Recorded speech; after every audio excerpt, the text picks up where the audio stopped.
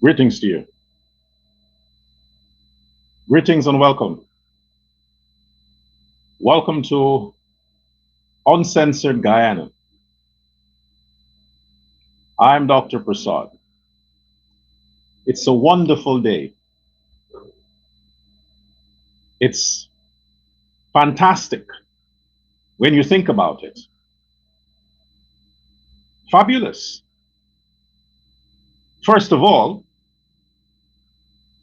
I want to acknowledge that our president, the real diplomat, President Irfaan Ali, was very subtle to share a picture with himself and the King of England, the head of the monarchy, the former colonial boss of Guyana. So he had discussions with the king. I am sure, because if it were me, I would have said, Your Honor, Your Excellency the King, you had an ambassador stationed in Guyana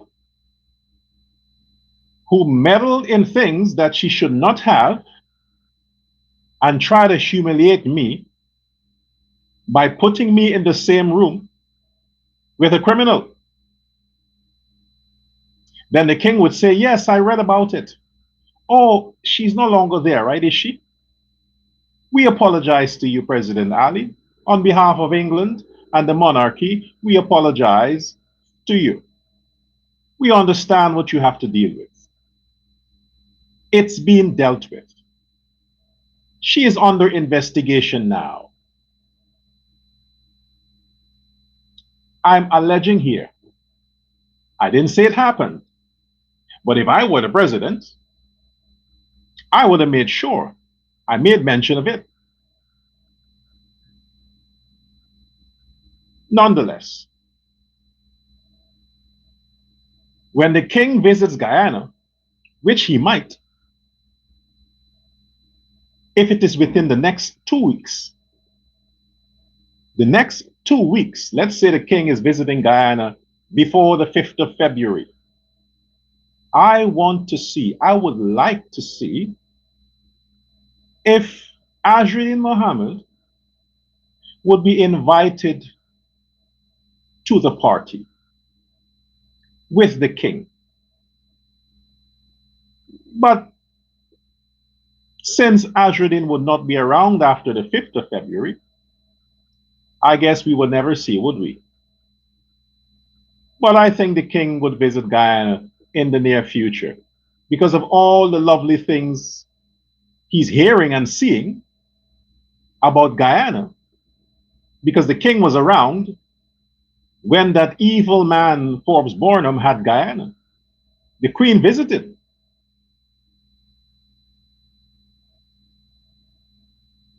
So he looked at the transformation of Guyana from then to now, and he would want to come himself to like, hey, I want to get a taste of that. Let's see what's happening there. Because it seemed like, President Ali, you have something on you that I need for England. Because in England, we are struggling here. We can't seem to pay our bills. So you need to tell us what's your secret, President Ali. You are the most popular president in Guyana's history. The only person that is equal to the popularity of President Irfaan Ali was our dear Lord and Savior, Dr. Jagan, Chedi Jagan. Boy, he endured a lot. Chedi Jagan endured a lot, having to deal with Burnham and his criminals. Anyway, second only to President Chedi Jagan is Irfaan Ali. The world respects the man, they look up to him. I mean, yes, a lot of people, a lot of countries would be a bit disappointed, even though they would understand the nature of what President Ali has to deal with regarding to the climate in Guyana, in having a criminal sworn in as opposition leader. I think they can be sympathetic, or they might be sympathetic with President Irfaan Ali. If not, the king would not have seen him. If the international community had an issue with how President Ali's government dealt with the Mohammed case, or is dealing with it, the King of England would not want to be in company with President Irfaan Ali. They understand that the Ali regime is not negligent, is not complacent. They are exercising democracy to the title. And for that, Ali is being applauded because he's not a dictator. And that's encouraging to the rest of the world. They're seeing a real, true, patriotic leader that is putting his country first, internationally and locally. So we want to thank the president, first of all. We want to thank President Ali for always making us proud wherever he goes. The first president that has represented Guyana, excellency, is Irfaan Ali. And he continues to deliver. We are proud of him. Mr. President, we are all proud of you. You need to celebrate. Irfaan Ali, you need to celebrate your victory. I'm talking about election victory. Your victory that Guyana has recognized that you mean every word you said. You see, I can say you meant, but I refer to the past. I'm speaking future tense, present future tense. You mean every word you say. So when you speak tomorrow, you will mean it. And next week, you will mean it. So Guyanese is that assured that their leader, their true leader, is a man of actions. We are all happy. We are blessed. Guyana came a very far way to enjoy this moment. This is the Christmas President Ali was talking about when he says, you will be smiling. You will be happy. You will have a wonderful Christmas. Well, Santa Claus has delivered yesterday gifts and gifts and gifts that we certainly don't deserve. We don't deserve it. But Santa has delivered. You know what is sad about it? Let me tell you what is sad. Is that the scrapes, the scrappos, the vagabonds, the scums, the skunts, they all are included in the budget. Every one of them. Even the criminals who are hiding would benefit from the virtues of the budget. Everyone, those who are plotting, conspiring, propagandized for the Mohammeds, planned and plotted against the president, the government, and members of the People's Progressive Party Civic, all of them will benefit. And all their leader can do, Azzuddin Mohammed, all he can do is what he said he will do. Complain. Complain, complain, complain, Block, block, block as much as he can. That's all he can do. But even him, with all his billions, will benefit too. Because now he can roam free. He can black his vehicle black as night. And he can tag, now he can tag all his vehicles belonging to the opposition camp or his office. And immunity from justice, immunity from the law. Now the police can't harass him anymore, as he claimed. He can break the law some more. But our president, who has consistently delivered in all excellence towards the blessings of Guyana, has showered blessings to everyone. That is what is hurtful to the good citizens of that country. That even the evil ones amongst you, amongst us, will eat from the plate. Even them. All the old folks, the pensioners who went out to block GRA from possessing the Mohammed's illegal vehicles. All the old folks who went out and protested and scandalized the Speaker of the House and the President. Every one of them now inherits more pension. And not just more pension.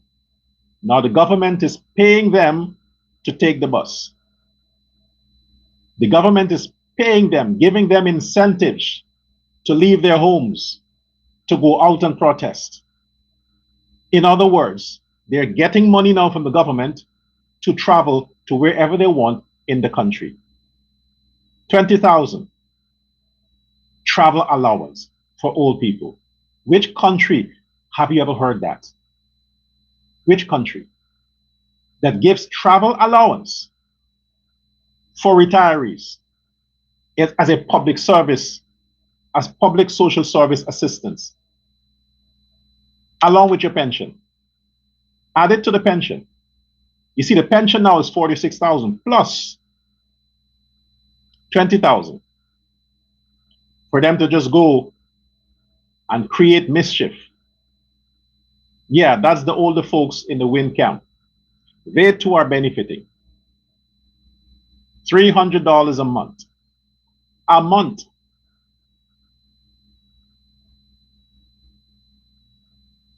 Yeah. And when you put that yearly,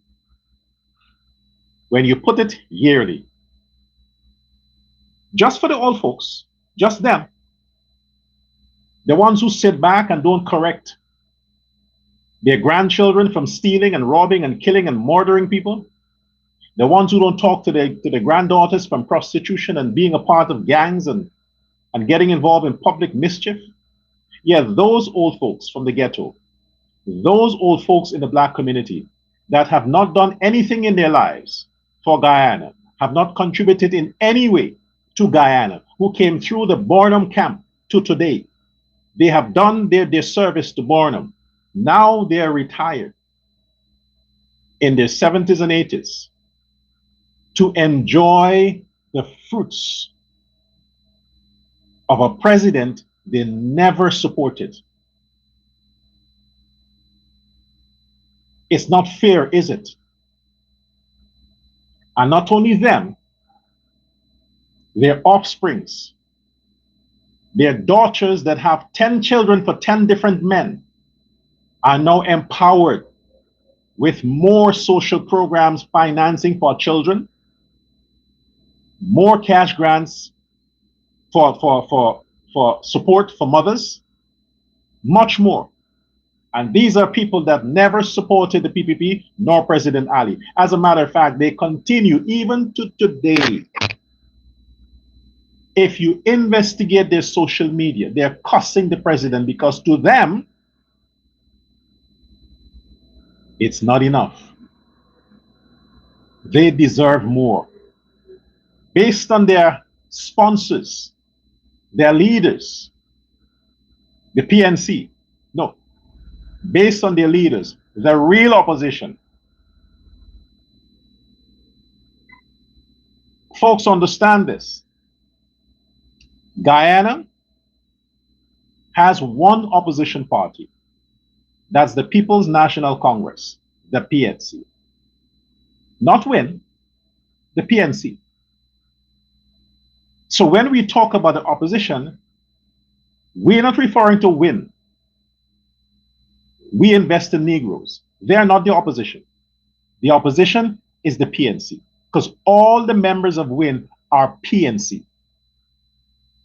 Every one of them. The only outsider is Ashruddin Muhammad, who is occupying a position temporarily. But the opposition party is the PNC. They have a plan, they know their plan, and this is why they accepted their sponsorship and they kept their mouth shut, because they understand it ain't for long. We are the true opposition. They know that. Now, referring to the opposition, the PNC, their people tuned in, heard for themselves, watched the drama, the theatrics in the convention center yesterday. They heard the figures. I mean, their brains cannot process what was said. So their leaders have to break it down for them. And you know, when you have the pastors explain the scriptures for you, what the pastors does, they just changed it and present it to you so that it favors them. The PNC did the same. They took the points out, presented to the blacks, because they know a lot of them are idiots and they can't understand. So they tell the blacks, there is nothing in there for you. Even though you don't need to be a schooled person to understand that the budget yesterday, the largest budget in the history, as a matter of fact, Guyana made history 2 times yesterday, twice. One in favor of the devil, and one in favor of God. The part in favor of God is where the children of God in the PPP, the 36th member of the People's Progressive Party that occupies the parliament, delivered the budget in favor of God. Everything that was said in the budget was religiously on point. Religiously on point. The first time in the history of Guyana, prophecy was fulfilled. Prophecy that was predicted by a man of God, the President Irfaan Ali, was fulfilled before our very eyes. And the devil does what the devil does. Try to distort the facts to let us think, not us, them idiots think that is not what you think you hear. It's this. 1.538 billion, trillion rather, dollar budget. $1.58 trillion budget. Browse the Caribbean, CARICOM, and see which country comes close to that. Browse. Do your Google stuff. Compare developments in Guyana. Compare developments in Guyana from 2023, we discount 2 years because Ali only governed from 2023. The 2 years he was dealing with, you see, I can say that, but then again, I might get flagged for conspiracy theory. But let's take my word for it. President Ali only had a chance to really govern from 2023. Look at 2023 to 2026, and you would see the transformation Guyana has undergone, and make comparisons. Any country, including the United States of America, including the Big Apple, including the heaven on earth. Yes, there is none to compare. None. And you heard the budget presented yesterday. And yet you have these people spreading these lies online, painting this doubt, their partisan opinions in favor of the opposition, to make you, the Guyanese, think that this budget is not about you. Then who is it about? I'll say this to you. I am not one of the persons that will benefit from this budget. And so are hundreds of thousands of you. Are not going to benefit directly. But it doesn't matter to me. Not because I'm rich or because I have money. No. Why it doesn't matter to me? Because Guyana deserves my loyalty. Guyana deserves my sacrifice. Guyana deserves my support.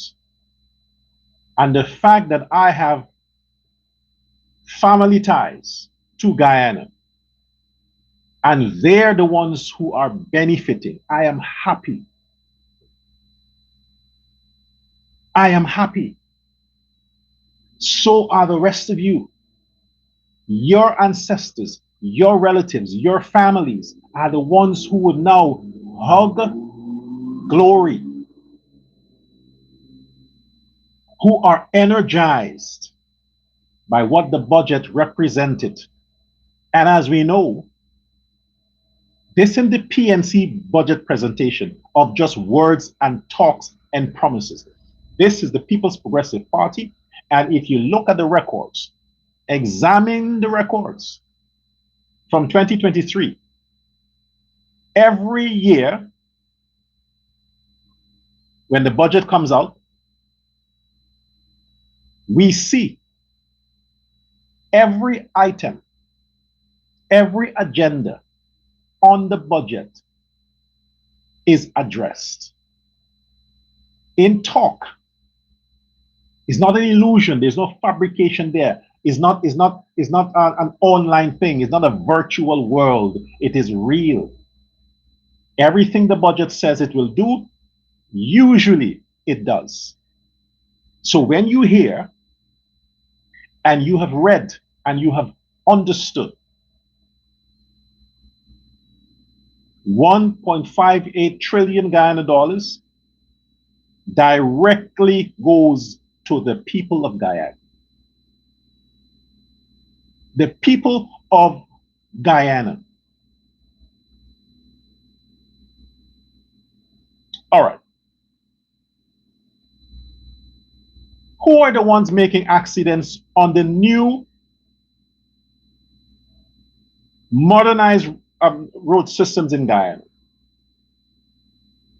Throughout the country. Throughout the country. The road network that was built by President Irfaan Ali. Who drives on the road? Guyanese.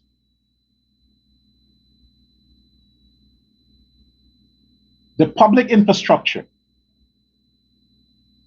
the private infrastructure, the economy in general, social programs, the health sector. Who benefits? All the monies that was budgeted for those agencies and departments and ministries in the previous years, who benefited? Surinamese, Trinidadians, Mexicans, Guyanese, not abroad, living in Guyana. Guyanese abroad don't benefit, don't have anything to do with what's coming out of the economy, don't have any incentives. It's the Guyanese living in Guyana who enjoys every cent of the budget. Nobody else. So yes, the budget was prepared with one thing on mind. President Irfaan Ali. President Irfaan Ali's ego of not going back on any promise he made to the Guyanese people. That budget represents his ego, because he don't want to look bad. He don't want to be disappointed or to disappoint. So therefore, let's go all the way. Put the people first. Yes, Ali, you did it again. Who are the people you keep putting first? You tell me. Who? Because for me, this is an ego thing with you. You need to keep looking good. Yeah, but who's benefiting? You and your budget. Who benefits from your budget, President Ali? You think they're thankful? You think they're grateful for that? Look how you just presented the budget yesterday. The largest in the history. No matter how you twist around your rhetoric, President Ali, no matter how you try to explain and make it look like it's a Guyanese thing, it's not a Guyanese thing, it's an Afro-Guyanese thing. Your budget largely targets Afro-Guyanese. What is it, a local government thing? You want to win more votes for the local government elections? You keep bending over for these Negroes. Now look at the budget. Who travels the most? Which demographic of seniors are always busy traveling? Which? I mean, a lot of you take public transportation, so you will know. Which seniors you always see everywhere? Blacks. Who makes the most babies? Those of you who work in a hospital system, especially maternity, you would know. Black women. Who are the ones who always have issues with apply for public assistance? They ain't got a job, they don't want to work, but they find some excuse not to work. Black people. We talked about the cash grants before. Indian people have a lot of pride. They're not going to go and register for cash grants for their friends to see. And then their friends are going to say, oh, you used to play that you have money, but you're going to beg for cash grants. Indian people have a lot of pride. So yes, the cash grants recipients, most are blacks. Shall I continue? Shall I continue? I talked about the Because We Care cash grant, right? The school system. I mean, come on. Come on. The budget has not only outlived the current economic situation in Guyana, it has, man, the distance that it has created. Now you have to raise prices to keep up with the budget. It is not fair that the budget is so big, so tremendous, that will largely benefit a certain group of people And the people who are actually investing in the economy of Guyana, they have to remain at a certain level because what? Because what? The economy has to be adjusted to suit the budget. You can't want $1 million, but the merchant has to keep his price at $5. No. When the price was at $5, your benefit was $100. Now your benefit is $1 million. The price can't stay at $5. The price has to be raised to $100. So the economy must reflect this large budget. And then they're going to run around complaining again. Oh, cost of living has risen. The prices are not getting lower. The prices are not this. No, the budget is much bigger. And monies are directly going into the pockets of Guyanese. Like I said, mostly black Guyanese. Let's take, for example, again, I'm saying again, 60,000 a month for seniors who are doing nothing. Just laying around looking for some next protest to attend. 60 a month. 60 by 12 is how much? 72.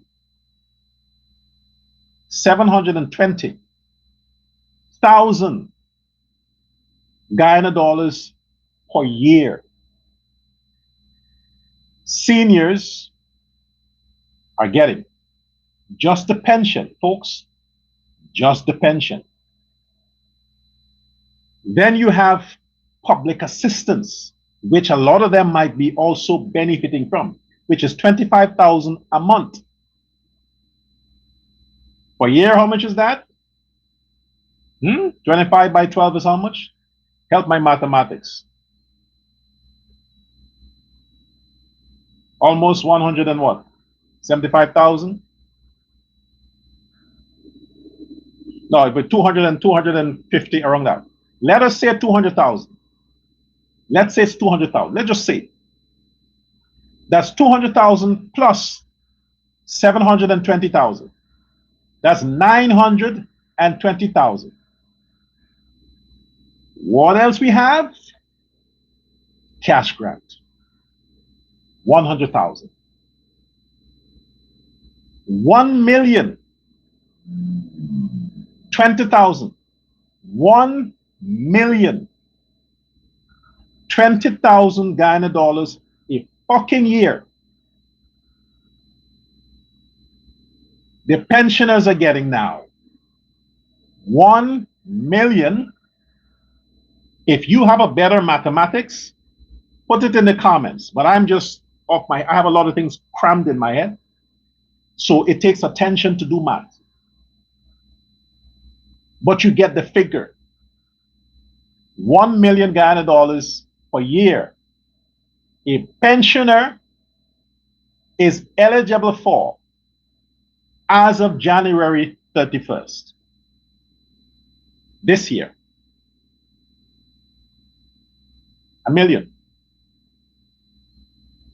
How much is that per month? Break it down. Almost 100,000. Almost 100,000 Guyana dollars a month for doing nothing. For doing nothing. This is why I said this is about ego with Ali. That's what the oil money is going into. That's how the oil money is spent. Oh, PNC, are you happy now? Of course not. You're not happy. No, you're not. Because you're still trying to convince them Negroes that they're not included in the budget. But I just explained to you that the Negroes are getting more than $1 million per year as of this budget now. Per year.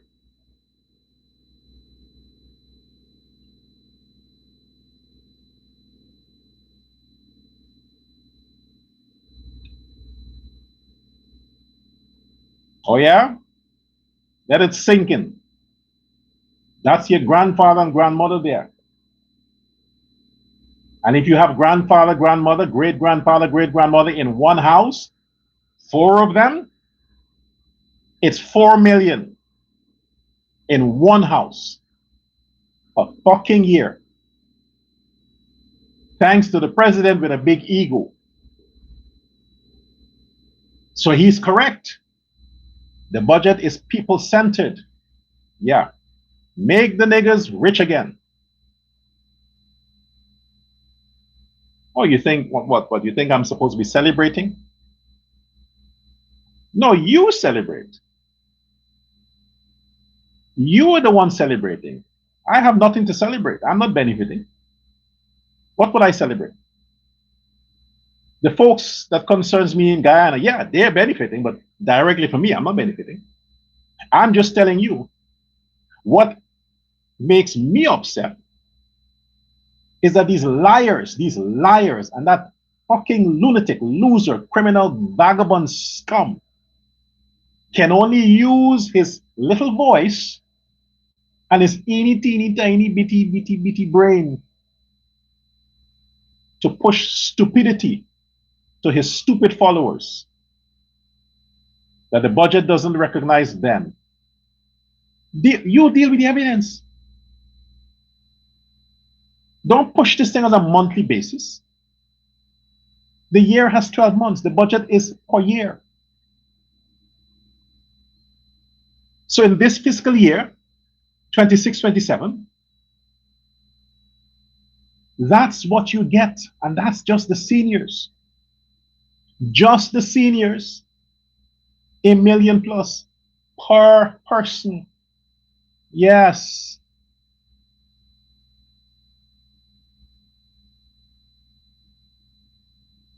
Ungrateful set of people. Ungrateful set of people. Disappoints me that the people who really deserve all the benefits of the Ali administration, they're not getting it. They're not getting it because there are a lot of Indians, a lot of Indo-Guyanese still can't get their pension processed. They still can't get it processed.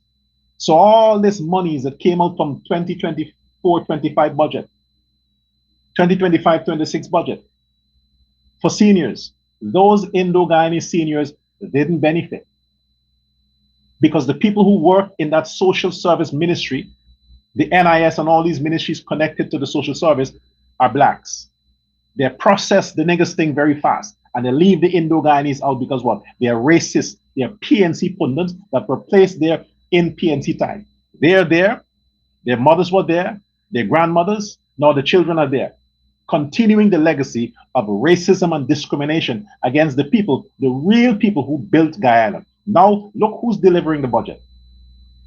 It's not a PNC budget. It's not an APNU budget. And might I remind you too,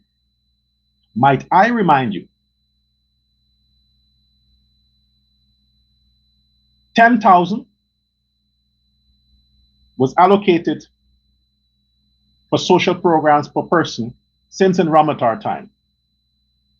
PNC came into office 2015. They took everything away. No public assistance, no cash grant, nothing. Absolutely nothing. Pension, the old age pensioners was ridiculous. The PNC gave nothing because why? I need to explain to folks so they understand that I'm speaking from a psychological perspective when it comes to dealing with different people. Okay? Black people are not generous. Black people by nature are communist. They're not Democrats. They're communists. Their mentality is just to take and never give. They give you enough to keep you alive, to use you, and make sure you serve them. Look at the examples in countries that are governed by black people around the world. If you want to prove me wrong, just take a look. Take a look. Obama was president in America. You see how the blacks suffered under him? You see how many homelessness was created under Obama? He was the worst president in the fucking history of America. That nigga they call Obama. Yeah. Republican or Democrat, white presidents serve the people. You get more out of them. Look in Europe. Look in CARICOM. Look at Trinidad and Tobago. When they had that black man there as prime minister, look how the country suffered under his regime. Crime went through the roof. Take a look. And Guyana, 2015, 2020. They took over the same conditions that Ramatar had in terms of the country's GDP, in terms of the country's economy. Same thing. Ramatar did a better job in terms of providing social programs and servicing to the people. The PNC came and they took everything away. Everything they took away. Now we have another Indo-Guyanese from 2020. And all he could think about is giving. Like he is the president of charity. His government is the Red Cross. And all they do is give. I mean, come on. Why can't we use the term from Barajaglio, we don't borrow money to eat? I mean, the PPP has to start living by that standard also. Because it seems like you're just taking money to eat. But you're not the one eating. You're feeding the Afro-Guyanese community. They get fat. And when they get fat, they get lazy. And when they get lazy, they fall asleep. And when they fall asleep, you see what their children are doing. And what are their children doing? In Kingston, they are the seawall. You saw the video where 3 of them ganged up on a man who seemed to be a foreigner, a Venezuelan or somebody else. Could be an Indo-Guyanese, could be, but I don't think it's an Indo-Guyanese because Indo-Guyanese will fight back with that. But this man was helpless. He was just... Luckily, we had citizens around who were filming the event and shouting and screaming them.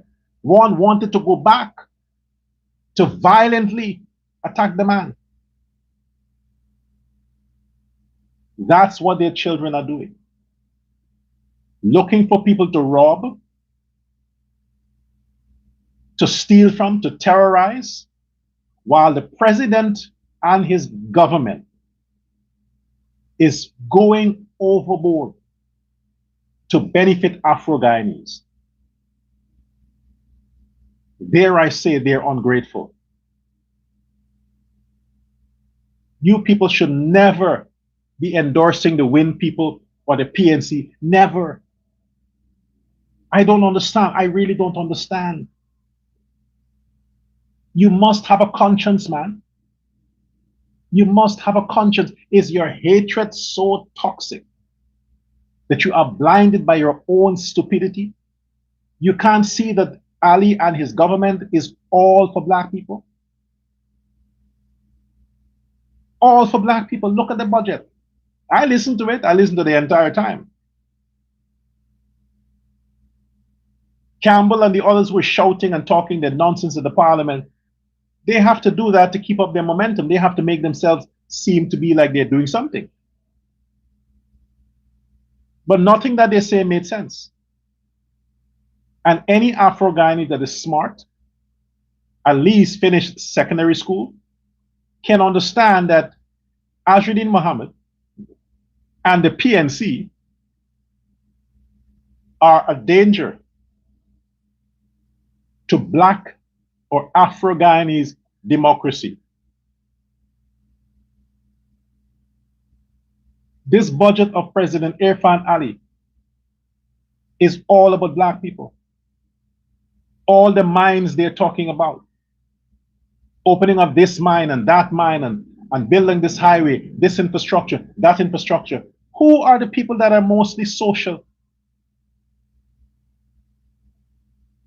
The Indo-Guyanese goes to his job quietly, goes home before 6, attends to his garden, his chicken, his family, and by 6:30, his doors are closed. who is out after 6 until the next day, all over the country. Afro-Guyanese. Everything that has to do with public infrastructure, nobody else benefits from that but the black communities in Guyana. Now you're getting loans. The government allocate how much hundreds of millions of US dollars for loans. Zero interest loans. Who do you think will flood the banks to borrow this money? Zero interest? Who do you think it attracts? You think Indo-Guyanese are going to run to get that? No. Like I said, their pride would not allow them. Their pride would not allow them to. They'd rather go to a bank and pay high interest rates, and they'll feel comfortable with that. At least they're not getting it for free, so to speak. I have to make it look this way because nobody else painted this picture to you. But like I said before, to my disappointment, the budget only favors one side of one kind of people. It only favors the Afro-Guyanese. It doesn't favor anybody else. Because all the other people, Chinese, Europeans, Indians, they still have to work hard as hell. They still have to pay their taxes. They're the ones. I mean, you don't have to pay taxes anymore on your salary. You know, I think about it, I get upset. The more I think about it, because there's a lot of things I didn't want to cover, but my brain is moving in such a way that I can't suppress it. The tax threshold for income is moved up from 130 to almost 160. It means if you're earning close to 160,000 Guyana dollars, you don't pay taxes. I mean, you're kidding me? You're fucking kidding me? You get tax-free cash grant, tax-free benefits, tax-free public assistance, tax-free this, tax-free that. And now you can work wherever and you don't pay taxes. You don't pay taxes. Now you tell me, which demographic in Guyana is within that range, salary scale? Most Indo-Guyanese, because they study, they build themselves up academically, their earnings would be above 200,000. Most. And if they have a business, even worse. They have to pay taxes. The people with no businesses and who enjoys the comfort of having a salary within a certain bracket are the Afro-Guyanese, and they ain't got no tax to pay. They have the best life. The ones who are working hard, who have to pay their dues, who have to struggle, are the Indo-Guyanese. Tell me what in this budget accommodates them. Tell me. There's nothing. They still have to deal with crime. They still have to watch their backs when they go out on the road. They still have to hope that they're not going to be jumped and mugged. They still have to worry about that. So how is that this budget addresses them? So President Irfaan Ali, the only people I think you had in mind when you and your team came up with this budget is how can we keep these Negroes calm? How could we serve them so they leave the PNC and they get rid of Azradine and come join the PPP? How? Oh, let's make sure the budget reflects them only. Don't forget, it is the PPP supporters, largely Indo-Guyanese, who made this budget possible because of their contribution to the country. All the major sector was built and is sustained by Indo-Guyanese financing. And if the government want to be transparent enough, let us know who are the local lenders. Tell us. Foreign debt, local debt from, yeah, let us know who are the businesses in Guyana who are also lending the state money. I am certain it's 100% Indo-Guyanese businesses. I'm certain. And I'm also certain that the interest on those loans are not large because they're patriotic people who just want to help their country. So they will lend money to the state at a low interest. Either way you look at it, the Afro-Guyanese community must understand that you should be loyal and more respectful to the East Indians in Guyana and the Indo-Guyanese president. Because you are the racist, not the people you're pointing a finger at. Now you put a criminal as your leader. A criminal as your leader. For what? He's a billionaire. And he also got his billions through corruption. And suddenly he's going to be the prince of corruption, the prince of transparency, when he is currently before the courts fighting his extradition because of corruption. You people are ungrateful. The universe don't like that. You reap what you sow. When you breed racism and you breed discontent and you breed being ungrateful out, the universe is saying these people don't deserve the PPP. They don't deserve President Irfaan Ali. Then let them go follow these people that keeps them in poverty, like the PNC. And now we have the billionaire who has to maintain his billions by keeping them Negroes poor. And you're looking forward, Azruddin Mohammed, you are looking forward to contesting another election. Your hope is built on Odessa, Primus, obesity. That's how your hope is built. Just like how she can't stay attentive for like 2 seconds, that's how your hope is.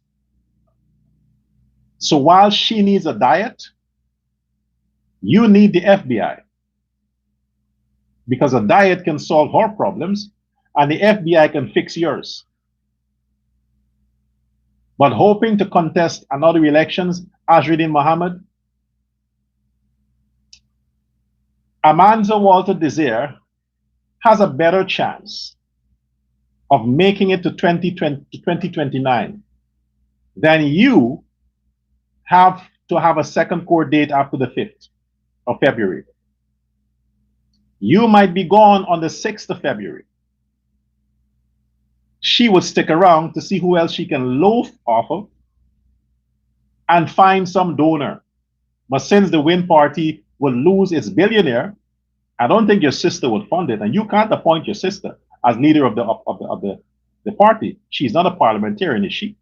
Is she a part of the team? Your sister? So you can't just bring her in like that. Somebody who is there got to take your space, your place. And I'm saying it's that woman, that Rastafarian, Tabitha. She'll be the next party leader after the 6th of February. Yeah, she'll be taking that place. You'll be gone. You're out. So make no sense spending time on you. You're a goner, Azruddin. You're a goner. Your clothes can't fit Odessa. She has been warned against junk food. I mean, how the fuck can somebody eat themselves with that misery? Your first day in court, meaning the parliament, when all eyes are on Win, just for them to fuck up. And the first thing you can do, Odessa Primus, is to fuck up. Coffee helps. It does. But you got to spend some extra money. Get your boss to buy you some nice premium coffee. Try some mushroom coffee. It helps. And Ozempic, maybe it will work for you. You're saying the first lady, well, if you're looking at the first lady, then based on how she looked, you should be inspired. You should get Ozempic too. Get it while the money is there, because when Muhammad is gone, there's nobody else. The PNC is broke, so they won't fund you. And Muhammad and his father will be gone, so there's nobody else. And you know, women don't give shit. So Muhammad's sister, she ain't gonna be generous because she got to low for herself as a husband. So no money is coming from that family anymore. Use your opportunity now, Odessa. A gym wouldn't help. You need a gastric bypass surgery where they cut your stomach and then they reduce your stomach size. Then you can only eat so much like a baby, and it helps for you to burn. But you might not be interested in that because you don't want to lose that appetite. Try Ozempic. It helps. They're not a sponsor. I'm concerned about you, your health,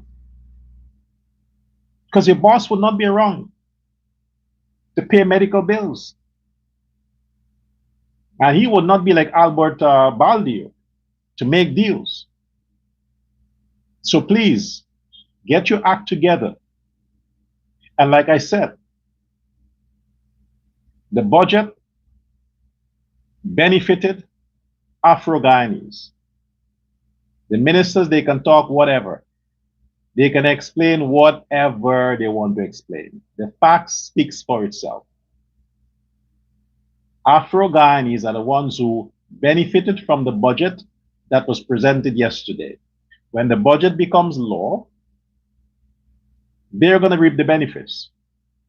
And then we have the local government elections that will be programmed. And coming up, we would see how they respond. After they're being acknowledged and celebrated like that, direct money to their hands to buy more clothes and weaves. What else do they buy with that? Weaves, clothes, guns, face masks. What else?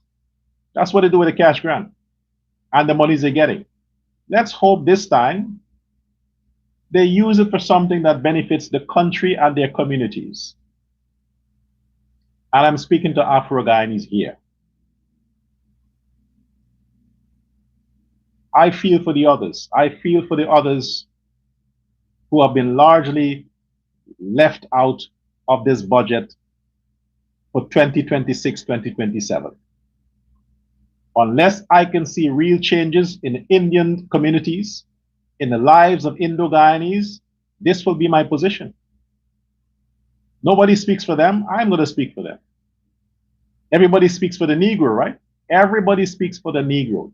Even the PPP people speak for the Negroes. Well, let the Indian benefit. After all, I'm Indian. I'm not benefiting. So I got to speak for my people. All right? When I start benefiting, then it's equal. But for now, we are not, I repeat, we are not benefiting. The rice sector, the sugarcane, the agriculture sector, the housing sector must be equally distributed amongst the Indo-Guyanese communities. Build their roads, empower them. Then you make sense, because understand PPP, understand People's Progressive Party, understands. It's not them Negroes get you elected. President Ali, black people didn't make you president. Indians did. You have to be politically correct. So certain things I understand, you can't say. I'm saying it. I don't need to be politically correct. And as you see, there's no advertising on any of my platforms. So no businesses is at risk to say you're supporting this guy. No, none of that. So I can say whatever the fuck I want to say. So I'm saying Indo-Guyanese made the PPP what it is and is keeping the PPP alive. Return the favor to the Indo-Guyanese community.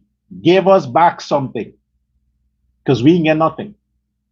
We are not getting anything but allegations, allegations, allegations, attack, attack, attack, fake news, fake news, fake news, propaganda, propaganda, propaganda. That's what we get. And our leaders are quiet, not defending us.